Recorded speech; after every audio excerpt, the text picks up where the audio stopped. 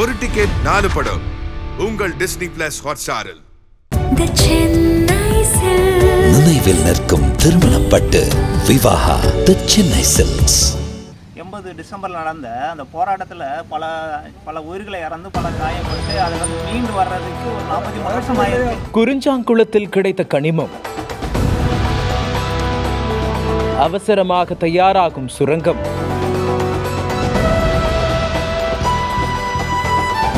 தன்னிச்சை முடிவெடுத்த பிரகலாத் ஜோஷி,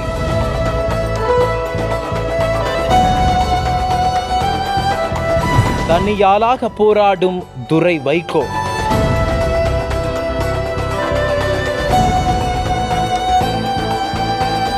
நடுக்கத்தில் 4 கிராம மக்கள்.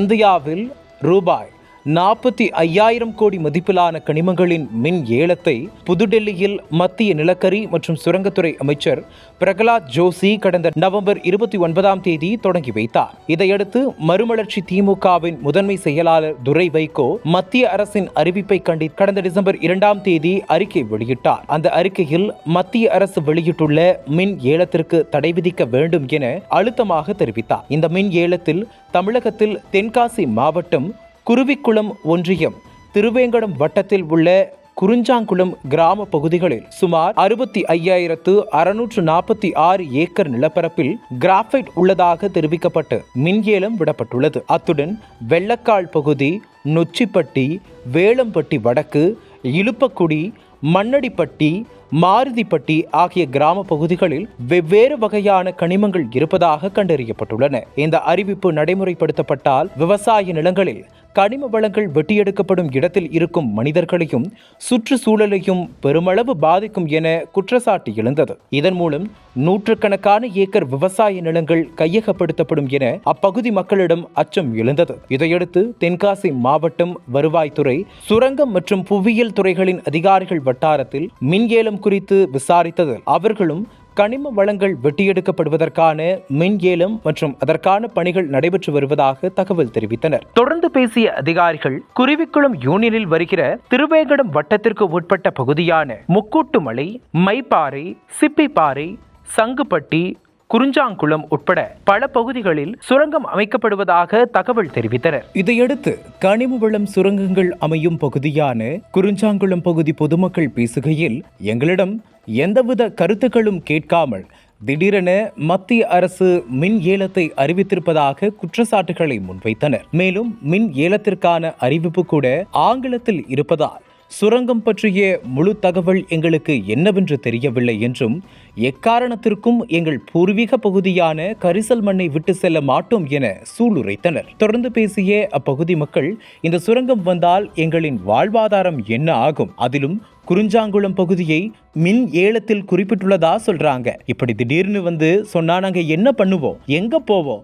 எங்க பசங்களுடைய எதிர்காலம் என்ன ஆகும்? இதுக்கு முன்னாடி இந்த பகுதியில தான் மிகப்பெரிய விவசாயிகள் போராட்டம் பல நாட்கள் நடந்துச்சு. மறுபடியும் அரசு எங்களை வஞ்சிக்கின்ற செயலை செய்யறாங்க. இது தொடர்ந்தா நிச்சயம் பழைய போராட்டம் வெடிக்கும். இதுதான் எங்க பரம்பரை சொத்து. நிலங்களை விட்டு கொடுத்து நாங்க கிராம மக்கள் எங்க போய் வாழ முடியும்? இதனால ஒரு தாலுக்காவே அடிபட்டு போயிடும் என மத்திய அரசின் ஏலத்தை கடுமையாக எதிர்த்து பேசினர். முன்னதாக துரை வைகோ சுரங்கத்திட்ட நடைமுறையை விளக்கி அறிக்கை வெளியிட்டார். அதில் கிராஃபைட் கனிமத்தை எடுக்க முதலில் விவசாய நிலங்களை கையகப்படுத்தி சுரங்கம் அமைக்கும் முயற்சியில் ஈடுபடுவார்கள். இதன் மூலம் நூற்றுக்கணக்கான ஏக்கர் விவசாய நிலங்கள் கையகப்படுத்தப்படும். கிராஃபைட் ஒரு கடினமான கனிமம். இதை உடைத்து எடுப்பதற்காக வெடிகுண்டுகள் வைத்து தகர்க்கப்படும். இதனால் ஒளி மாசுபாடு, காற்று மாசுபாடு மற்றும் சுற்றுச்சூழல் பிரச்சனைகள் எழும். எனவே அரசு இதனை ஆரம்பத்திலேயே கைவிட வேண்டும் என்றார். மனிதர்கள், சுற்றுச்சூழல் மற்றும் விவசாயத்தை பாதிக்கும் வகையில் ஒன்றிய அரசு கொண்டு வரும் இவ்வகையான திட்டங்களை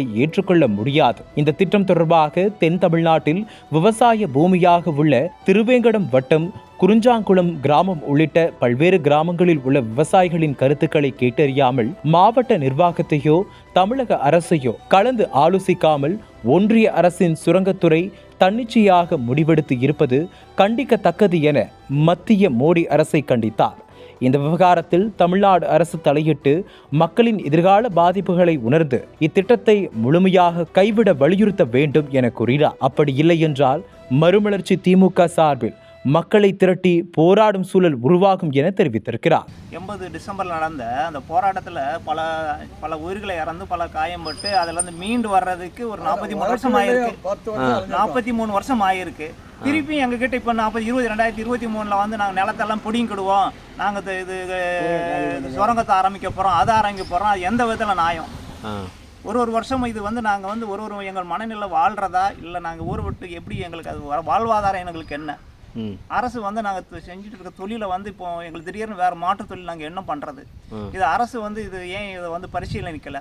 ஒரு திடீர்னு அவங்க எங்ககிட்ட கேட்கவே கிடையாது. இவங்களை டெண்டர்னு ஒன்று விட்டுட்டாங்க பத்திரிகையில். அந்த டெண்டர் வந்து எங்களுக்கே தெரியாது. இப்போ 1-2 பேர் படித்தவங்க பத்திரிகைகளை அதுவும் ஆங்கிலத்தில் விட்டுருக்காங்க, அதெல்லாம் தெரியவே தெரியாது பாதி பேருக்கு. அந்த மாதிரி ஒரு சூழ்நிலை வந்து மக்களுக்கு எப்படி தெரியும்?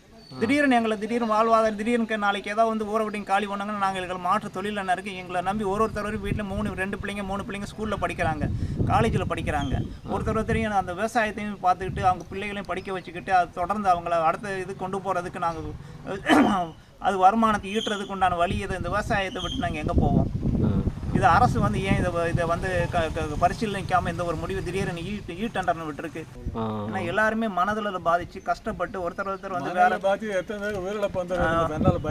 இதில் என்னன்னா ஒரு 5 உயிர்கள் இழந்து பல மக்கள் வந்து காயம்பட்டு எங்களை கஷ்டப்பட்டு ஒரு நிலத்து இவ்வளோ நிலங்களில் வந்து நாங்கள் விவசாயம் பண்ணி தொடர்ந்து நாங்கள் இந்த இடத்துல இருக்கிறோன்னு காரணமே தொடர்ந்து எங்கள் பிள்ளைகளை படிக்க வைக்கிறதுக்கு வாழ்வாதாரம் இதுதான் நம்பிட்டு இருக்க வேலையில் கவர்மெண்ட் அரசு வந்து திடீர்னு கிராப் ஐட்டுன்னு ஒன்று கொண்டு வந்து அதை நான் பண்ண போகிறேன் இது பண்ண போகிறேன்னு சொல்கிறது எந்த விதத்தில் இருக்கிற நியாயம் இது?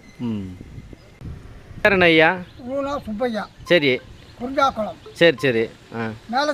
மேலே தெருவா? சரி. அந்த காலத்தில் இது நிலம் எடுத்து கையகப்படுறதுக்கு வந்தாங்கல்ல, அப்போ என்ன நடந்தது? அது நடந்தது ஒரு 60 வருஷத்துக்கு மேலே தான் குறையாது. சரி. அப்போ நாங்கள் சின்ன பிள்ளை போல இருந்து விளையாண்டோம். விளையாடும் போது இந்த ஊரணிக்குள்ளே இந்த வெள்ளாகுளத்து மூலையில் வந்து தோன்றினாங்க. சரி. எதுக்குன்னு கேட்டோம். இதில் என்னது இருக்குன்னு பார்க்க போகிறோன்னு தோணுனாங்க. அப்போ காக்கா பொண்ணா வந்தது. அதை எடுத்து சின்ன பிள்ளை தெரியாமல் பூசுனாங்க, விளையாண்டாங்க. சரி. 2வது மாடசாமி கோயிலில் தோண்டினாங்க, இதே மாதிரி தோண்டினாங்க. அது அதே மாதிரி தான் வந்தது. 3வது ஐயனார் கோயிலில் தோண்டினாங்க. கோயிலில் தோண்டி முடித்த உடனே கம்மாக்குள்ளே தோண்டினாங்க, சூரமுத்தனுக்குள்ளே. நாங்கள் எல்லாமே இவ்வளோ தான், நீ எங்கேயும் போகிறோம் நமக்கு எதுக்குன்னு நாங்கள் வந்துவிட்டோம். அதுக்கு பிறகுதான் இந்த மாதிரி வருது எனக்கு தெரியும். என்ன உள்ள என்ன தோண்டி உள்ள என்ன எடுத்தாங்க? பொண்ணு ஓலை வந்தது என்கிட்ட சொல்லிதான் பென்சில் மருந்து வந்தது. ஆமாம், அதாவது நாங்கள் சின்ன பிள்ளை விளையாடுறது ஓலை எடுத்து பூசிக்கிட்டு விளையாண்டோம். சரி. ஆனால் அவனை எங்கிட்ட கேட்டால் சொல்லுதாளா? சரி. அதுக்கடுத்து இந்த இதில் எல்லாம் என்ன போராட்டம் பண்ணாங்களா? யாரு? விவசாயம். விவசாயம் ஒரு நாள் 2 நாள் பண்ணியிருக்கோம், கொஞ்ச நாளாக பண்ணியிருக்கோம். ஒன்றும் கதை ஆகலைல்ல. எவ்வளோ பேர் பழையபடி வராங்க, திரும்பி இதே போராட்டம் நடக்கும். இல்லை அத்தனை அந்த இது எந்த வருஷம் நடந்தது? வருடம் என்ன சார்? 80ல். அப்போ 80லையா? சரி. அப்போ வந்து இந்த போராட்டத்தில் வந்து உயிர் விட்டுருக்காங்களா? எவ்வளோ பேர் இருந்துங்க? 5 பேர் தான். சரி. ஒரு 6 பேர் உண்டு காலில் விழுந்து தப்பிச்சவங்க 6 பேர். இறந்தவங்க 5 பேரா? 5 பேர். அப்படியா? அந்த போராட்டம் வந்து எவ்வளோ நாள் நடந்தது அந்த போராட்டங்கள் வந்து? அது ரொம்ப நாள் நடந்து ஒரு நாள் காலையில் இந்த இதில் வண்டிகளை போன 4:30 மணிக்கு மேலே போராட்டம் இல்லைன்னாங்க. நாங்கள் வண்டிகளை போட்டிருந்தோம். 4:30 மணிக்கு மேலே வந்து ஏன் வண்டியை போட்டாங்கன்னு நாங்கள் சொன்னோம். அந்த மாதிரிக்கு அவங்க பின்னால் இருந்துட்டு போனவங்களை பூரா 6 பேரையும் சுட்டுட்டாங்க. சரி. இப்போ வந்தாங்கன்னா என்ன உங்களோட எப்படி என்ன உங்கள் மனநிலைமை எப்படி இருக்கு? உங்கள் வாழ்வாதாரம் இதுதான் சரியா? என்ன இது எப்படி தான் இது ஃபேஸ் பண்ணுவீங்க? எப்படி ஃபேஸ் பண்ண எந்த குளத்தில் வாரான்னு பார்த்துக்கலாம். எங்களுக்கு வந்து பரம்பரை சொத்து. சரி. எங்களுக்கு இதை விட்டாச்சுன்னா வேற வாழ்வாதாரத்துக்கு வேற எந்த இதுவும் கிடையாது. சரி. அப்படிங்கும்போது நாங்கள் இதை விட்டு கொடுக்கறதுக்கு முடியாது. சரி. நிலங்களை விட்டு கொடுத்துட்டு நாங்கள் ஒரு 4-5 கிராமத்தில் உள்ளவங்க எங்கே போய் வாழ முடியும்? எங்கே போய் வாழ முடியும்? நாங்கள் வேற வாழ்வாதாரத்துக்கு வேற இங்கே பெரிய தொழில்களோ எதுவுமே எங்களுக்கு கிடையாது. எத்தனை கிராமம் கையகப்படுத்துகிறாங்க? 4 கிராமம். 4 கிராமம். எந்தெந்த ஊர்லாம்? சங்குவட்டி, புரியாக்குளம், ஆ சின்னகாலம்பட்டி, ஆ சங்குப்பட்டி, ஆ வெள்ளாகுளம். வெள்ளாகுளம் நாளில். ஆ ஃபுல்லாகவே கிரானைட் தான் இருக்கும்ல? ஆமாம். அவங்க சொல்கிறது ஃபுல்லாகவே கிரானைட் தான் சொல்கிறாங்களோ? கராப்பேட்டா? கிராபைட். இது என்ன இதுக்கு போகும் கிராபைட் வந்து? அது அவங்க பென்சில் மருந்து பாக்கி இந்த கார்பன் இது இருக்கு. ஆர்மி டிஃபென்ஸ் இதுக்கு. ஆ ஆ ஆ ஏன் மிலிட்ரியே கொண்டாந்து விட்டு இறக்கி கையப்படுத்தினாங்கன்னா உங்களுடைய மனநிலைமை எப்படியா இருக்கும்? மிலிட்ரியே வந்தாலும் சரி, யார் வந்தாலும் சரி, ஆ இதை நாங்கள் எடுக்கிறதுக்கு அனுமதிக்க மாட்டோம். இதே போராட்டங்கள் நடந்துகிட்டே இருக்கும். நடந்துட்டு ஏன்னா இதோட ஒரு கிராமம் கிடையாது, 4 கிராமம். 4 கிராமம் ஒரு தாலுகாவே இதில் அடிபட்டு போகும். ஆ அதனால் நாங்கள் எடுக்கிறதுக்கு இதை அனுமதிக்க மாட்டோம். ஏன்னா கிட்டத்தட்ட ஒரு 15 கிலோமீட்டர் வரைக்கும் இது எல்லாமே தண்ணி, குடி தண்ணீர் கிடைக்காது, ஒன்றும் கிடைக்காது. ஆ அதனால் இதுக்கு போராடுறதுக்கு நாங்கள் ரெடியாக இருக்கோம். ஆமாம், அதில் எந்த பிரச்சனை வந்தாலும் அது அது சந்திக்கவும் ஏற்றுக்க தயாரா இருக்கோம். வேண்டியதான். செத்தாலும் போதாதான் போகலாம் சொல்கிறான். அந்த காலத்தில் துப்பாக்கி சூடு நடந்திருக்கு. ஆமாம். அனல் பறக்கும் செய்திகளை அப்டேட் செய்து கொள்ள நக்கீரன் களத்தை இப்பவே சப்ஸ்கிரைப் பண்ணுங்க.